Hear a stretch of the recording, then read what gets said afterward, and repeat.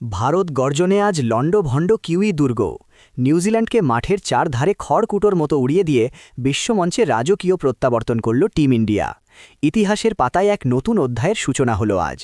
কিউইদের দুর্ধর্ষ লড়াইকে ধুলোয় মিশিয়ে দিয়ে অদম্য সাহসিকতার সাথে নিজেদের শ্রেষ্ঠত্ব প্রমাণ করল ম্যান ইন ব্লুরা।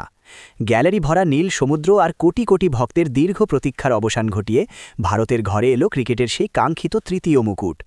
মাঠের প্রতিটি কোণ আজ তেরাঙ্গার গৌরবে রাঙানো।